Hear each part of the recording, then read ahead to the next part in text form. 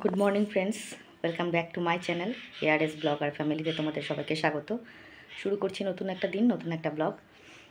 সকাল অনেকক্ষণ হয়ে গেছে, এখন কিন্তু 11টা বাজে, 11টা 10 বাজে, ওই দেখো 11টা 10 বাজে।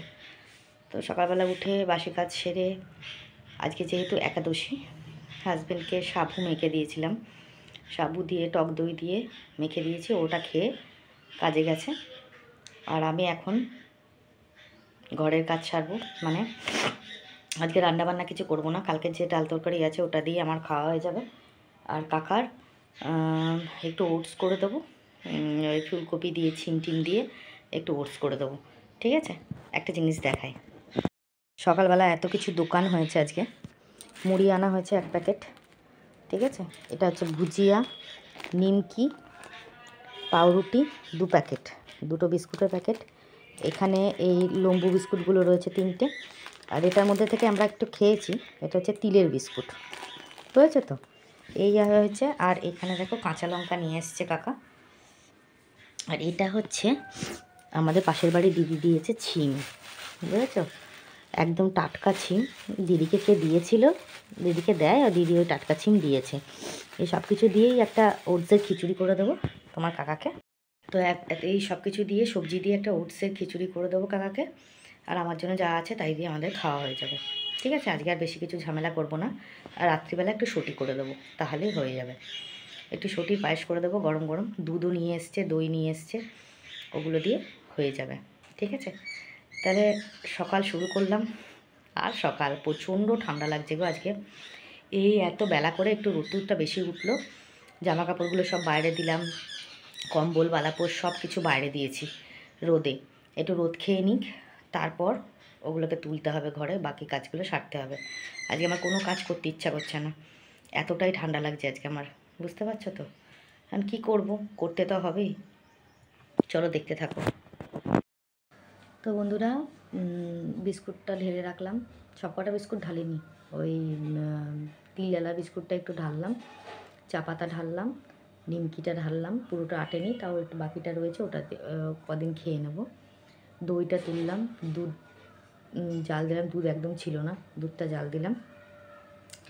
এখন ডাল তরকারিগুলো গরম করছি, আর একটা গ্যাসে ওটসটা বসিয়ে দিয়েছি, ওটা হলেই হয়ে যায়, ঠিক আছে। আর এখন টিফিন নিয়ে বসেছি।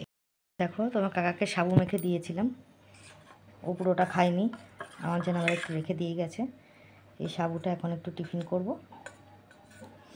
তারপরে অন্য কাজের দিকে যাবো। এর মধ্যে একটু কিশমিশ দেওয়া আছে, দেখতে পাচ্ছ কিশমিশগুলো, একটু কিশমিশ দেওয়া আছে।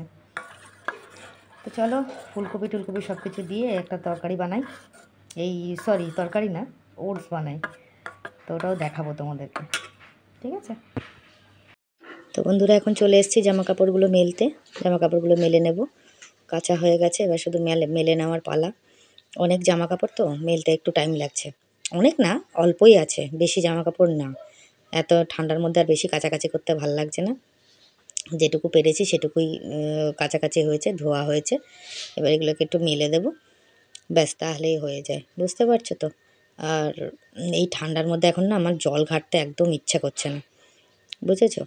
জল টল ঘাটতে গেলে না খুব কষ্ট হচ্ছে এই ঠান্ডার মধ্যে, আমার ইচ্ছা করছে না যে আমি জল ঘাটি। হ্যাঁ, তো এমনিতেই আমার শীতের মধ্যে খুব অসুবিধা হয়, যেহেতু আমার একটু নার্ভের প্রবলেম আছে, তো সেক্ষেত্রে আমার শীতের মধ্যে কিন্তু ভীষণ কষ্ট হয়, ঠিক আছে। তো চলো দেখতে থাকো, আমার জামা কাপড় মেলা কমপ্লিট। তো বন্ধুরা, এখন আমি চলে এসেছি জামা কাপড় ভাঁজ করতে। শীতের পোশাক অনেক থাকে, ওগুলো একটু রোদে টোদে দিই। আর এটা পরে কালকে রিলস করেছিলাম, তাই জন্য এটাকেও ভাঁজ টাজ করে তুলে রাখলাম। আজকে কিন্তু বেশি ব্লগ তোমাদের সঙ্গে শেয়ার করব না, ছোটোখাটো কাজকর্ম শেয়ার করব। কেননা প্রত্যেক দিন একঘেয়ে কাজকর্ম দেখতে তোমাদেরও ভালো লাগে না, বা আমারও দেখাতে ভালো লাগে না। তো আজকে কিছু ইমোশনাল, মানে কিছু কথা বলবো আমার বাবা সম্পর্কে। আমার বাবা কীরকম মানুষ ছিলেন, কী ছিলেন, কীভাবে বাবা মারা গেছে, কী হয়েছে না হয়েছে, সমস্ত ডিটেলস আজকে তোমাদের জানাবো। একটু দেখতে থাকো ব্লগটা। আজকে সত্যি কথা বলতে কি, মা বাবার কথা খুব মনে পড়ছে। আজকে শুধু বাবার কথাই বলবো, মায়ের কথা আরেকদিন না হয় বলবো। মা খুব কাছের মানুষ ছিলেন আমার কাছে, বাবাও ভীষণ ছিলেন। যতই মানে আমরা বলি না কেন যে মেয়েরা বাবা ভক্ত হয়, বাবা ভক্ত হয়, আমরা কিন্তু মা বাবা দুজনেরই ভক্ত ছিলাম, প্রত্যেকটা ভাই বোনই। ঠিক আছে? তো যার জন্যে দুজনেই আমাদের কাছে এত প্রিয় ছিল যে তাদের চলে যাওয়াটাকে আমরা ঠিক মেনে নিতে পারিনি আমরা কোনো ভাই বোনই। ঠিক আছে? আর বিশেষ করে আমি যেহেতু ছোট, তো আমার ক্ষেত্রে সেম। তো চলো, আমার জামাকাপড় গোছানো কমপ্লিট হয়ে গেছে, এবার যাব নেক্সট কাজে। তো বন্ধুরা দেখো, গাছের ফুল তোলা হয়ে গেছে। ফুল খুব কম ফুটছে, দেখতে পাচ্ছ তো কত কম ফুটেছে ফুল। আর এই দেখো, কালকে যে কুড়িটা দেখালাম তার জবাটা। হ্যাঁ, ফুল ভীষণ কম ফুটছে, বাসনও মাজা হয়ে গেছে, বুঝতে পারলে? তো এই দেখো বন্ধুরা, আমার স্নান টান করা কমপ্লিট, পুজো দেওয়া হয়ে গেছে, ঘরটার পুরো পরিষ্কার পরিচ্ছন্ন দেখতেই পাচ্ছ। স্নান টান করে নিয়েছি, জব করে নিয়েছি। আজকে ওয়েদারটাও ভালো না, বেশিক্ষণ রোদ ছিল না, একটু পরে রোদ চলে গেছে। ঠিক আছে?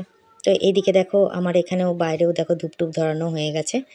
হ্যাঁ, আর ওদিকে দেখো জামা কাপড় সব মেলা রয়েছে, স্নান টান করা হয়ে গেছে।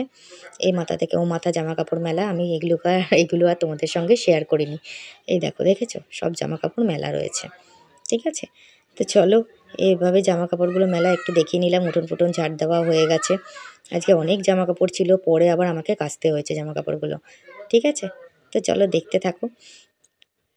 গুড ইভিনিং বন্ধুরা, শুভ সন্ধ্যা। সন্ধে হয়ে গেছে, আজকে তোমাদের ঠাকুর দর্শন করালাম। আমি সন্ধে দিতে চলে এসেছি ওপরে। আজকে হাজব্যান্ড বাড়িতে নেই, আমি সন্ধ্যা দিচ্ছি। তো এ দেখো, সন্ধে দেওয়া হয়ে গেছে। সন্ধে টন্ধে দিয়ে এই দেখো, ঠাকুরকে কত সুন্দর করে পুজো দেওয়া হয়েছে। সব ঠাকুরকে কিন্তু আমরা ঢেকে দিয়েছি। যে ঠাকুরদেরকে ঢাকা নেই তাদেরকে কিন্তু আমরা রাত্রেবেলা ঢাকা দিয়ে রাখি। মানে কি বলতো, শীতে তো ঠাকুরেরও কষ্ট হয়, আমাদের যেমন কষ্ট হয় ওনাদেরও কষ্ট হয়। তো সেই জন্যে আর কি ঢেকে ঢেকে রাখি ঠাকুরকে, যাতে ঠাকুরের ঠান্ডা না লাগে। বুঝতে পারছো তো? তো চলো, দেখতে থাকো। তো বন্ধুরা, আজকে কিন্তু লাঞ্চ হয়েছিল আমার, এই যে সাবু মেখে রেখেছিলাম, ওই সাবু মাখাটা লাঞ্চ ছিল। আর ডালিয়া ছিল, মানে সরি, ওটসের খিচুড়ি ছিল। এটা আমার হাজব্যান্ড একটু খেয়েছে। আর বাকিটা রয়েছে, এটা আমি তোমাদের তখন দেখাইনি, তাই পরে একটু দেখিয়ে নিলাম। এই দেখো, ওটসের খিচুড়ি। ঠিক আছে? এর মধ্যে 2 রকম ডাল রয়েছে, মুগের ডাল, মটর ডাল, ফুলকপি, মটরশুঁটি, সব কিছু দিয়ে। ঠিক আছে? তো তোমাদের এই রান্নাটা একটু দেখিয়ে নিলাম। যেহেতু আমি দুপুরবেলা খাওয়ার টাইমে দেখাতে পারিনি, তাই এখন দেখালাম। নিচেও আমার সন্ধে দেওয়া হয়ে গেছে, দেখে নাও। ঠিক আছে? ঘরটর সব পরিষ্কার পরিচ্ছন্ন হয়ে গেছে। 7:30 জল এসেছিলো, আমি জল টলগুলো ভরে নিয়েছি। এই দেখো, নিচেও সন্ধে দেওয়া হয়ে গেছে। আর জামা কাপড়গুলো আমি এদিকে মেলে নিয়েছি বাইরে থেকে তুলে, কিন্তু সেটা তোমরা এখন দেখতে পাবো না, প্রচণ্ড অন্ধকার এদিকটা, বুঝেছো তো? তো তাই জন্য আর বেশি দেখালাম না। এবার ঘরে যাব। আর এত ঠান্ডা, বাইরে আমি যেতেই পাচ্ছি না, বুঝেছো? আজকে আবার মাল রয়েছে, মালটা কমপ্লিট করতে হবে, জমা দিতে হবে। তো দেখো, বাথরুমে আমি জল ভরে নিয়েছি। আর রইল বাকি রান্নার ওখানের জল। তো রান্নার ওখানেও আমার কিন্তু জল ভরা হয়ে গেছে। তো এবার বসাবো আমি চা। হুম তো এই দেখো বন্ধুরা, আমি চলে এসেছি চা করতে। তো দেখো, চলে এসেছি চা করতে। চুলটা না পুরো ভিজে, এই জন্য চুলটা ছেড়েই রেখেছি। চোখ মুখ পুরো ভার ভার লাগছে ঠান্ডার মধ্যে, বুঝেছো তো? তাই জন্যে আর কি। তো এখন ইয়ে করে নেব, চাটা করে নেব। আর জলগুলো একটু চাপা দিয়ে রাখি, ঢাকা টাকা দিয়ে রাখি, জলগুলো যেগুলো তুলেছি। হালকা করে একটু গরম জল খেয়েছি, কেননা এমনি জল খেতে পাচ্ছি না। তো হালকা করে একটু গরম জল খেয়েছিলাম। তারপরে চায়ের জলটা ফুটলো ভালো করে, তারপর চাটা একটুখানি ছেঁকে নিলাম, চাটা তুলে নিলাম কাকার জন্য। এবার এর মধ্যে দিয়ে দেবো দুধ চা, বুঝতে পারলে? দুধ দিয়ে দেবো, আর একটুখানি বাতাসা দিয়ে দেবো, কারণ আমি তো বাতাসা দিয়ে চা ছাড়া খাই না, আমি চিনি খাই না, বুঝতে পারলে? তো যাই হোক, আর একটুখানি চা পাতার মধ্যে দিয়ে নেব, যেহেতু লিকার চা করতে গেলে আমি অল্প চা পাতা দিয়েছি, যাতে তিতো না হয়ে যায় চাটা। আর গ্যাসের টেবিলে একটু চা ফা পড়েছিল বলে একটু মুছে নিলাম গ্যাসের টেবিলটা, বুঝতে পারলে পারছো তো? আর ওইদিকে মালের ওই দিকটাও একটুখানি ঠিকঠাক করে রাখলাম। মালটা করতে বসবো, মালটা আজকে এ ঘরেই করতে বসবো, বুঝেছো? তো চা করা আমার কমপ্লিট হয়ে গেল, দেখতে থাকো। এবার চা নিয়ে বসবো। হ্যালো বন্ধুরা, তো বসে গেলাম ডেলি রুটিন নিয়ে। চা, নিমকি নিয়ে বসেছি, দেখো তোমরা আগে। দেখো চা, এ দেখো নিমকি, আর এই যে বন্দুক নিয়ে বসে পড়েছি। এই কটা মাল রয়েছে, মাল কটা করতে হবে, তারপর মাল প্যাকেট করব। এই দেখো মাল। চা বিস্কুটটা খাওয়া হোক, আরে ভুল বললাম, চা নিমকিটা খাওয়া হোক। আজকে প্রচণ্ড মাথা যন্ত্রণা করছে ওর, মাথার মধ্যে ভীষণ যন্ত্রণা করছে, ভাল লাগছে না। কালকে মাথায় ভালো করে তেল দেবো, মারাত্মক মাথা যন্ত্রণা করছে। এইসব শিরাগুলো দিয়ে মনে হচ্ছে কি ফেটে যাচ্ছে মাথাটা, ঘাড় দিয়ে মাথা দিয়ে যন্ত্রণা করছে। এখন কি ঘুম হচ্ছে না নাকি? আমার মনে হচ্ছে ঘুমটা ঠিকঠাক হচ্ছে না।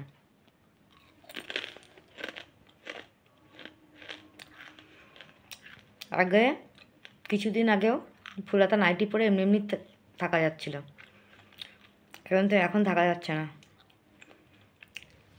নাইটি পরেছি ফুলাতা, দেখো নাইটিটা পরেছি, ফুলাতা নাইটিটা, তার উপর দিয়ে উলিকোটার গেঞ্জি পরেছি, দেখেছ? নাইটির ওপর উলিকটার গেঞ্জি পরেছি।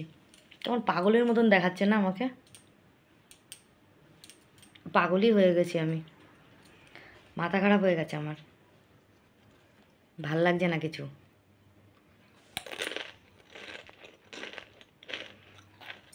কাকা বাড়িতে নেই, কাকা দুপুরবেলা খাওয়া দাওয়া করে বেরিয়ে গেছে। আজকে একাদশী ছিল যেহেতু, সাবু ভিজিয়ে রেখেছিলাম, সকালবেলা যে সাবুটা মেখেছি দেখলে তোমরা, কাকা খেয়েছে, এবার আমি একটু খেয়েছি, তারপরে অতটা সাবু আছে। আমি বারবার বললাম সব কটা সাবু ভেজাবো না, সবটা সাবু ভেজাবো না, থাক না ভেজাও, না ভেজাও। এই সাবুটা যদি থাকতো তাহলে সামনের দিন একাদশীতে খেতে পারতো। আমার কথা শুনবে না, না ভেজাও ভেজাও করে পুরোটা ভেজালো। রাত্রিবেলা এটা খাবেও না। তার মধ্যে দেখো ইয়ে করেছি, ওই কী বলে, ওটস করেছি, ওটসে খিচুড়িটাও রয়েছে, একটুখানি খেয়েছে দুপুরবেলা। আমারই ভুল, এতগুলো করা উচিত হয়নি আমার। আমি জানি যে ও দুপুরবেলা খাবে আর সন্ধেবেলা টিফিন খাবে, ও তো সন্ধেবেলা কিন্তু একটু খায় কিছু না কিছু, যেহেতু ভাত খায় না। তা আজকে দেখি বেরিয়ে গেছে, তাই আমাকে বলবে তো যে ও থাকবে না, তাহলে আমি অল্প করে করতাম। এগুলো সব থেকে যাবে, রাত্রে কি খাবে জানি না আমি, যা খাবে খাবে। যদি সাবুটাই খায় গরম গরম দুধ গরম করে দেবো, গরম দুধ দিয়ে খাবে। আর যদি ইয়েটা খায়, ওটসটা খায়, তাহলে ওটা আবার গরম করতে হবে, নাহলে খেতে পারবে না ঠান্ডা। দেখা যাক, ভেবেছিলাম রাত্রে সটি করে দেবো, আর সটি আর দেবো না, বুঝেছ? আর আমার তো ওই ভাত ছিল আর কালকেরও তরকারি মরকারি ছিল, ওই দিয়েই খেয়ে নিয়েছি। কী করব, তরকারিগুলো তো আর বেশি দিন ফ্রিজে রাখা যায় না। আর জানো তো কী বলো তো, ফ্রিজের জিনিস তোমার কাকা খাওয়া পছন্দ করে না। ফ্রিজে রেখে ওই খাবার 2-3 দিন ধরে খাবে, ও খাবে না। যদি একটু বেশি তরকারি হয়ে যায়, ফ্রিজে যদি থেকে যায়, আমাকেই খেতে হয়। ও কিছুতেই খাবে না ফ্রিজে রাখা তরকারি। সবজি রাখো, দুধ রাখো, সব ঠিক আছে, কিন্তু তরকারি, ফ্রিজের তরকারিও খাবে না।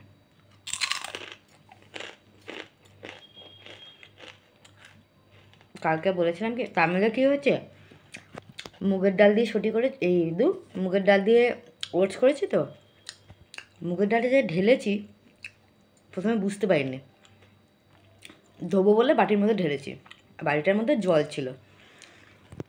মুগের ডালটা যে ঢেলেছি দেখি মুগের ডালের মধ্যে না আতপ চাল।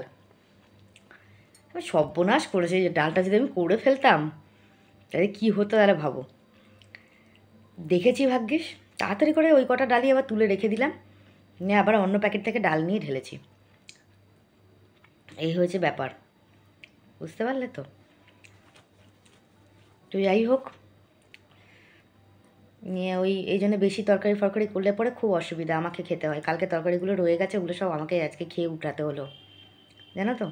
কিছুটা এখন খেয়েছি, কিছুটা রাত্রে খাবো, উঠবে। আমার আর ভাল লাগছে না। আর পা ফাগুলো না, আমার না শীতকালে পা সহজে গরম হতে চায় না, খুব কষ্ট হয়, জানো তো? শীতকালে আমার পা কিছুতেই গরম হবে না, খুব কষ্ট হয়, মানে পা গরম করতে গেলে। আর কালকে সন্ধেবেলা চা খাওয়ার সময় বলছিলাম, দূর বিস্কুট এনেছে, এই বিস্কুট খেতে ভালো লাগে, এই মেরি বিস্কুটগুলো ভালো না, যেটা আগের বারে ও এনেছিল, একদম বাজে লাগছিলো খেতে। এবার আমি বলছি, দূর এই বিস্কুট আমার ভালো লাগে না, নিমকি ফিমকি নেই, কিছু নেই। আজকে আবার নিমকি নিয়ে এসছে, আবার ওই সেউ ভাজাও নিয়ে এসছে। তা নিমকিটা এখন খাবো, সেউ ভাজাটা এখন খাবো। সেউ ভাজাটা মুড়ি দিয়ে খেতে ভালো লাগবে, মুড়িও নিয়ে এসছে। আজকে রবিবার, এই সামনে রবিবারে ওই দাদা আসবে, এক ঢপ মুড়ি কিনে রাখবো। অনেক দিন মুড়ি কেনা হয়নি, বুঝেছে তো। ওই দাদা খুব সুন্দর মুড়ি দেয়, নিজের বাড়িতে ভাজা মুড়ি। আমার ওই প্যাকেটের মুড়ি ভাল লাগে না, তোমার কাকাও খাওয়া পছন্দ করে না। হয় ও গরম মুড়ি আনবে, আর না হলে পরে আমাদের দুয়ারের সামনে বিক্রি করতে আসে, বুঝেছো তো। ওই দাদা একদম নিজের বাড়ি থেকে ভেজে নিয়ে আসে মুড়ি। এত সুন্দর মুড়িগুলো না, খুব ভালো। এই জন্য ওই মুড়িগুলোই আমরা নিই, প্রত্যেক রবিবার রবিবার করে আসে। তো আমি কয়েকটা রবিবার নিই নি, 2টো রবিবার নিই নি। এবার এই রবিবার খালি হয়ে রয়েছে কৌটো, পুরো এক ঢপ ভর্তি, 1 কেজি 2 কেজি যা হবে নিয়ে নেবো সব মুড়ি, কৌটো ভর্তি করে, বড় ঢপের। তাহলে অনেক দিন চলবে। আবার মুড়ি আমাদের বেশি দিন চলে না, কেন সন্ধ্যেবেলা একটুখানি খায়, কখনো কাকা রাত্রিবেলা খায়, এই জন্য আমাদের মুড়ি বেশি দিন চলে না, বুঝেছো তো। ভাল লাগে না। কালকে ভাবছি টিফিন কী করবো জানি না। কালকে সকালবেলা ভাবছি কি মুড়ি আর তরকারি খাওয়া হবে। কালকে কী বার? ও না, হবে না, বৃহস্পতিবার। কালকে হবে না, কেননা মুড়িটা যদি শেষ হয়ে যায় তাহলে মুশকিল আছে। আটাও বাড়ন্ত, আটা আনতে হবে। যাই হোক, অনেক বকবক করে নিলাম। চা ফা খাই, মাল ফাল রেডি করি, আবার মালিক ফোন করতে থাকবে এক্ষুনি। আজকে তাড়াতাড়ি মাল যাবে, চলো বন্ধুরা। আমার মাল করা কমপ্লিট। এ দেখো মালের প্যাকেটও হয়ে গেছে, মাল করলাম, মালের প্যাকেট করলাম। এবার যাব মালিক বাড়ি মাল জমা দিতে। কটা বাজে দেখো, 9:30। কিন্তু এখন আমাকে ফোন করেনি যে মাল দিয়ে যাও বা কিছু, এখনও কিছু বলেনি। আমার হয়ে গেছে, আমি দিয়ে আসবো গিয়ে, ঠিক আছে। তারপরে আসছি। কাকা এসছে, কাকাও ঘরে বসে রয়েছে, ঠিক আছে। চলো দেখতে থাকো। ফাইনালি বন্ধুরা, বিছানা করা হয়ে গেছে। দেখো আমার কম্বলটা নিয়ে, মানে আমার ব্ল্যাঙ্কেটটা নিয়ে কাকা ঘরে শুয়ে আছে। তবু বিছনাপাটি সব করা কমপ্লিট। আর এই দেখো এখানে শুয়ে রয়েছেন উনি।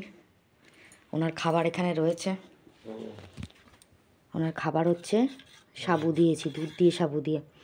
উনি আজকে কটা ঢেঁড়স কিনে নিয়ে এসছে, ভেন্ডি, ঢেঁড়স না ভেন্ডি। আর দেখো গ্যাসের জায়গাটাকে সব মুছে টুছে নিয়েছি, ঠিক আছে। এই লেবু কটা আর খেয়ে উঠতে পারলো না, বুঝেছো। এই লেবু কটা আর খেয়ে উঠতেও পারলো না। সব পরিষ্কার পরিচ্ছন্ন করা হয়ে গেছে। ডিনার হয়নি, করব আমি। তো এই হচ্ছে, উনি শুয়ে আছেন। উঠে এবার দয়া করে খাবেন আপনি? খাবো, কিন্তু ভগবান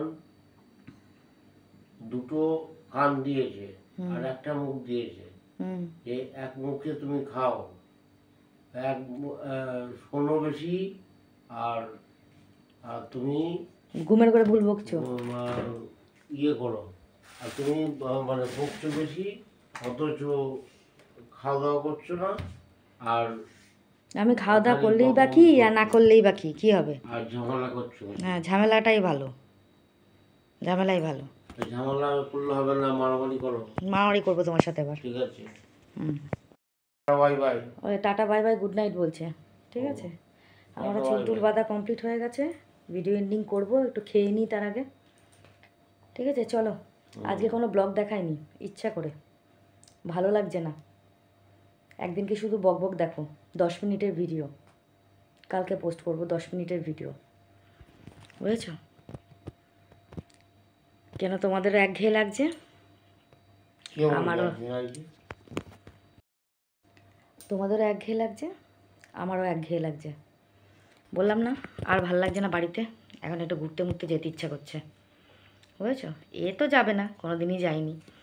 ধর্ম বয়সে কর্ম করেছে, একবার দীঘা নিয়ে গেছে আর একবার পুরী নিয়ে গেছে, ব্যাস ওই শেষ। দীঘা নিয়ে গেছে যখন, তখন আমার ছেলের বয়স কত, বাবুর বয়স তখন, জানুয়ারিতে যাব। বাবুর বয়স তখন ধরো ওই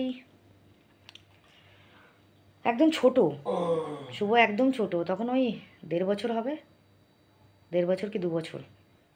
তখন গেছিলাম আমরা দীঘাতে, আর পুরীতে গেছিলাম তখন আমার ছেলের বয়স 4 বছর বা 5 বছর হবে। ওই ওই আমাদের যাওয়া। আর আমার দাদা বৌদির দৌলতে তারাপীঠটা দেখতে পেরেছি, মাকে দর্শন করতে পেরেছি, এটাই অনেক। আমার মেজদির দৌলতে আমি দক্ষিণেশ্বর দেখেছি, আদ্যাপীঠ দেখেছি, বেলুড় মঠ দেখেছি আমার মেজদির দৌলতে, ঠিক আছে। এই হয়ে গেছে। আর বড় মার ওখানে গেলাম, বৌদিদের সাথে, আর বুড়িমার ওখানে গেছিলো তোমার কাকা নিয়ে আমাকে, মানে কৃষ্ণনগর যেটা, ঠিক আছে। এই দুই মায়ের আশীর্বাদ মাথায় নিয়ে এসেছি। জানি না আমার সব বাধা বিপত্তি কাটবে কি না, বলতে পারবো না। দেখি মা কী করে, মায়ের দিকেই তো তাকিয়ে বসে আছি, দেখি কী করে। ফার্স্ট পেমেন্ট পাওয়ার পর মায়ের কাছে যাওয়ার কথা, অবশ্যই যাব। আচ্ছা, ভাল লাগছে না আর, রাগ মাকে করে পুজো নিচ্ছি দিয়ে, এখন আর। হুম, রাগ করছি না বেশি। মাকে পুজো দিয়ে মনটাকে শান্ত করব, তারপর মা যা করে করবে, ঠিক আছে। তো চলো দেখতে থাকো, আমি এখন ডিনারটা করে তারপর ভিডিওটা এন্ডিং করি, ঠিক আছে, চলো। হ্যালো বন্ধুরা, তো এখন আমি তোমাদের সবাইকে গুড নাইট বলতে এলাম। আজকে সারাদিনে সেরকম কিছু ব্লগ দেখালাম না, কেননা কী বলো তো, একঘেয়ে ব্লগ দেখাতে ভালো লাগে না, তোমাদের দেখতেও ভালো লাগে না, তাই না। আর দ্বিতীয় কথা, আজকে না মায়ের জন্যে বাবার জন্যে মনটা খুব খারাপ লাগছে। মানে কী বলো তো, ছোটোর থেকে মানে আমরা 5টা ভাই বোন ঠিকই, কিন্তু মানে আমি খুব আদরে মানুষ বাড়িতে। মা বাবা মা বাবা বলো, দাদা দিদিরা বলো, সবাই আর কি আমাকে এত ভালোবাসা স্নেহ দিয়ে বড় করেছে। তারা যখন আমার মা মারা যায়, আগে প্রথমে বাবার কথা বলি, যখন বাবা মারা যায়, বাবা অসুস্থ, তার মানে জামাষষ্ঠীর পরপরই বাবা মারা গেছিলো। তো জামাষষ্ঠীতে আমাদের নিমন্ত্রণ করেছিল, আমরা গেছিলাম, জামাষষ্ঠীতে ঘুরে এসেছিলাম, আমার দিদিরা এসেছিলো, আমি গেছিলাম, ঘুরে টুরে এসেছিলাম। তখন আমার বড়দার ছেলের পৈতে ছিল, সে পৈতে কাটিয়ে জামাষষ্ঠী কাটিয়ে তারপরে এসেছি। জামাষষ্ঠীর 1 সপ্তাহ পর বাবা হঠাৎ করে অসুস্থ হয়ে যায়, হসপিটালে ভর্তি হয়, বাবাকে হসপিটাল থেকে দেখে এসেছি। যেদিন দেখে এসেছি তার 2 দিন পর, না 1 দিন পর হয়তো, হঠাৎ করে রাত্রিবেলা খবর এলো, সকালবেলা খবর এলো যে বাবা খুব অসুস্থ, তুই বাড়িতে আয়।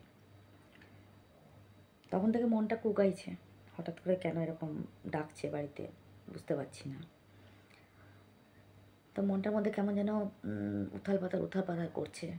জ্যৈষ্ঠ মাস ছিল, প্রচণ্ড বৃষ্টি হচ্ছে, ঝড় বৃষ্টি হচ্ছে। যখন আমরা ত্রিবেণীতে নেমেছি, মানে শিবপুর বাস স্ট্যান্ডে নেমেছি ম্যাজিক থেকে, মারাত্মক ঝড় বৃষ্টি। এদিকে আমার কাছে কোনো ফোন আসছে না, আমার হাজব্যান্ডের কাছে ফোন আসছে, তো ও লুকিয়ে লুকিয়ে কথা বলছে। আমার ছেলে, আমি আর আমার হাজব্যান্ড 3 জনেই গেছিলাম। তো যখন ঝড় বৃষ্টি একটু থেমেছে, সেই মুহূর্তে আমরা রিক্সায় উঠছি বাড়িতে আসবো বলে, সেই সময় হঠাৎ করে একটা ফোন আসলো, আমার বড়দি ফোন করলো, কত দূরে আছিস, কী করছিস, মানে আমাকে না, আমার হাজব্যান্ডকে করেছিল। কিছুটা দূর যাওয়ার পর ওদিকে হট করে না রিক্সা থেকে নামলো। আমি কী করতে, কী নামছো কেন, বলছে না, আমি যে চলো দেরি হয়ে যাচ্ছে, বাবাকে দেখবো, চলো দেরি হয়ে যাচ্ছে। তা বলছে, ও আমাকে বলছে যে না আমি একটু মিষ্টি কিনে নিয়ে আসি। মিষ্টি কেনার নাম করে ও ফুলের মালা কিনে নিয়ে এসছে বাবার জন্যে। যখন আমি ওর হাতে ফুলের মালা দেখেছি, বিশ্বাস করো, আমি ওকে বলছি আমাকে নিয়ে যেও না, আমি কি দেখতে যাব, কি দেখানোর জন্য নিয়ে যাচ্ছ তুমি আমাকে, আমি যাব না। মানে আজকে শুধু বাবার কথাই বলবো, মায়ের কথা বলবো না, মায়ের কথা আরেকদিন বলবো। সেই মুহূর্তে না আমার মনে হচ্ছে কি আমার সব কিছু ভেঙে চুরে তছনছ হয়ে যাচ্ছে। মাথার মধ্যে মনে হচ্ছে কে যেন জোরে জোরে হাতুড়ি পেটাচ্ছে। কি মর্মান্তিক একটা ঘটনা, তোমাদের বলে বোঝাতে পারবো না। আমি যখন যাই তখন বাবার বডি আসেনি, বাবা তখন হসপিটালে নিয়ে যাওয়ার পর তো বাবা ফোনে মারা গেছে, বডি আসেনি। আমি যাচ্ছি, দেখি দাদার বন্ধুরা সব নিচে দাঁড়িয়ে রয়েছে।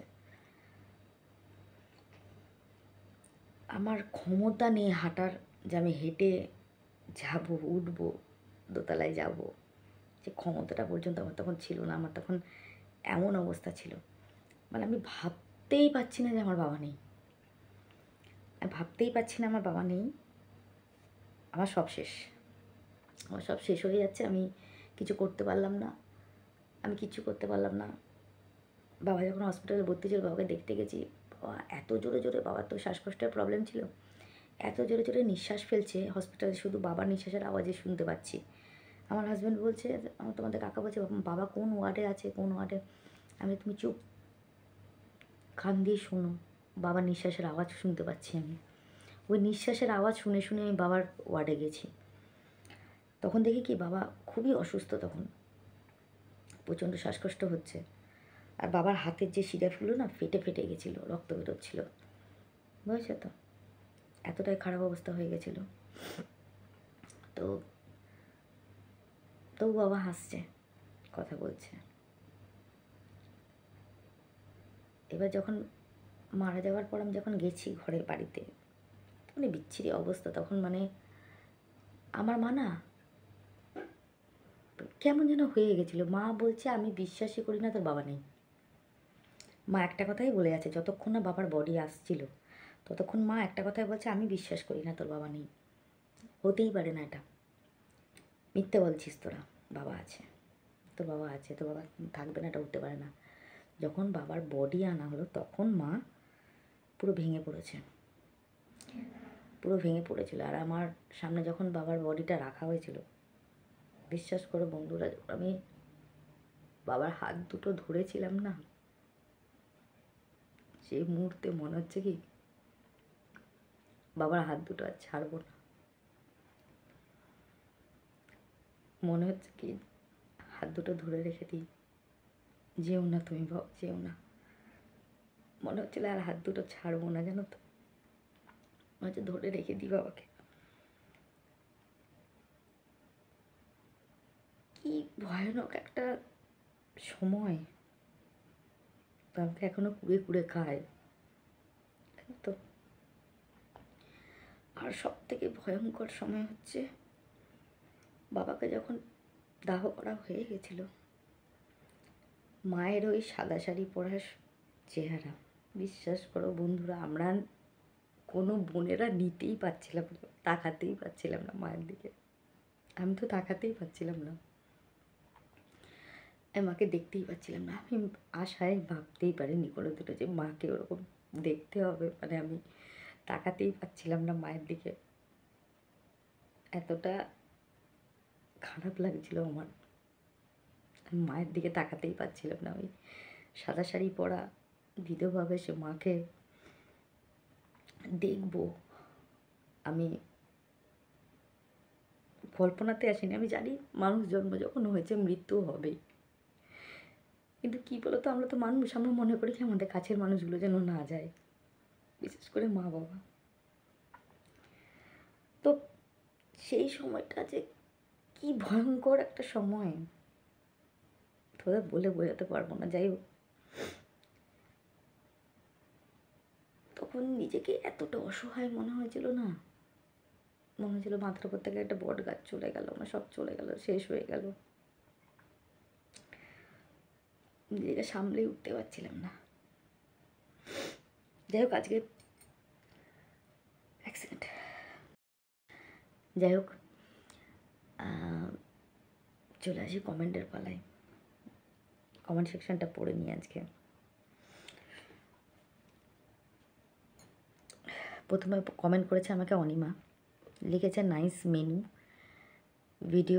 ভিডিওতে গান খুব সুন্দর ছিল, খুব সুন্দর ব্লগ, অনেক lovely. Thank you so much Anima, অসংখ্য ধন্যবাদ।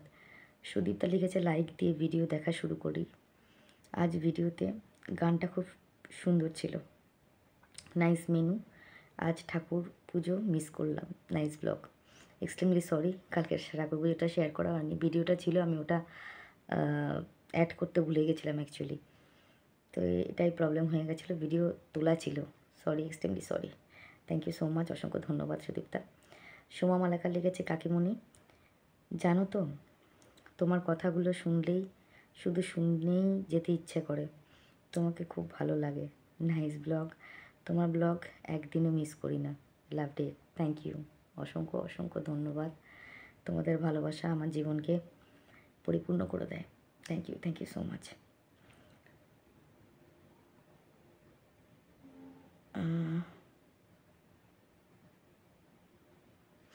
ওনার নামটা কি, কবিতা বোধহয় নাকি?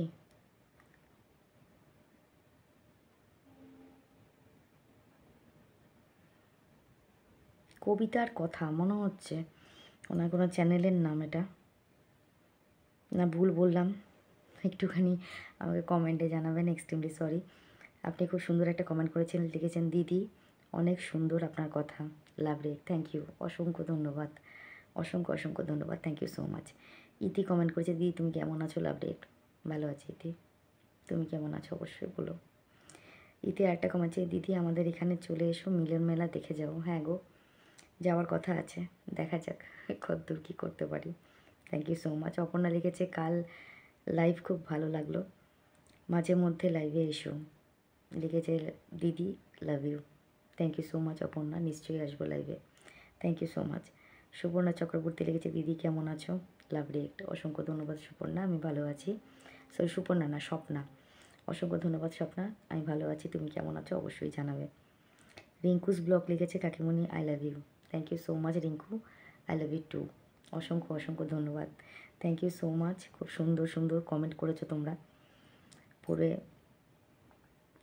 খুব ভালো লাগলো, মনটা পুরো একদম খুশিতে ভরে যায় তোমাদের কমেন্টগুলো পড়লে। অসংখ্য ধন্যবাদ, থ্যাংক ইউ সো মাচ। এইভাবে আমার পাশে থাকো, আমাকে সাপোর্ট করো। তোমাদের ভালোবাসা সাপোর্ট ছাড়া আমি এগোতে পারবো না। আর আমি খুব দুঃখিত, আজকে একটু ইমোশনাল হয়ে গেলাম বাবার কথাতে। একদিন বলবো মায়ের কথা, জামাইবাবুর কথা। তোমরা জানো না হয়তো, আমি তোমাদের বলি, আমাদের 1 বছরের মধ্যে 3 জন মানুষকে আমরা হারিয়েছি একসঙ্গে, মানে বলতে গেলে একটা বছরের মধ্যে। প্রথমে বাবা মারা গেছে, তারপর আমার বড় জামাইবাবু মারা গেছে, তারপর আমার মা। একটা বছরের মধ্যে আমরা 3 জনকে হারিয়েছি। সেই বছরটা আমি পুরো পাগল ছিলাম, পাগল, মেন্টালি সাইকো ছিলাম আমি তখন। আমার কোনো সেন্স ছিল না। বাবা মারা যাওয়াটাই আমি নিতে পারছিলাম না, তার মধ্যে জামাইবাবু মারা গেল, তারপরে মা। আমার যে কী যখন সিচুয়েশান হয়েছিল তোমাদের বলে বোঝাতে পারবো না। যাই হোক, অনেক ইমোশনালি কথাবার্তা বলে দিলাম। একদিন অবশ্য মায়ের কথা শেয়ার করব। আমার বাবা না খুব অন্যরকম মানুষ ছিল, জানো তো। একটু খিটখিটে স্বভাবের ছিল, একটু রাগ করতো। কিন্তু যখন, এটা বাবার প্রথম দিকের কথা বলছি, বাবা যখন একটু ইয়াং ছিল, চাকরি বাকরি করতো যখন, বাবা তো সরকারি চাকরি করতো।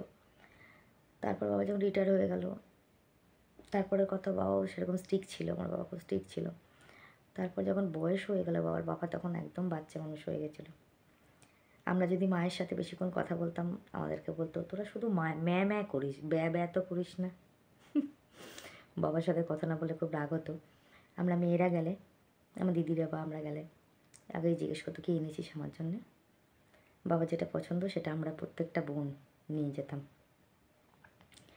আর ছোটো জামাইকে বেশি ভালোবাসতো, কেন ছোটো জামাই যে সিগারেট দিত বাবাকে। আর বাবার খুব নেশা ছিল স্মোকিং করার। আর বাবার যেহেতু শ্বাসকষ্ট ছিল, ডাক্তার স্ট্রিক্টলি বারণ করে দিয়েছিল যে স্মোক করতে পারবে না, কিন্তু ও বাবা করতো। ছোটো জামাই যখন যেত, ওই একটা সিগারেট বাবার জন্য দিত বাবাকে, সেটাই বাবার খুব খুশি। এনে খালি বলতো, শিবু তুমি এনেছো। সে কথাগুলো মনে পড়লে না সব কিছু ভেঙে চুরে যায় গো, খান খান হয়ে যায়। বললাম না, বাবার হাত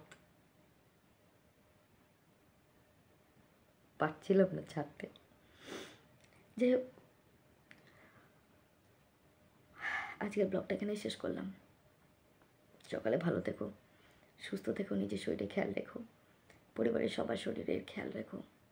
মা বাবা জীবনের সবথেকে বড় একটা দামি জিনিস, সে না থাকলে জীবনটা শূন্য থাকে, বুঝেছ।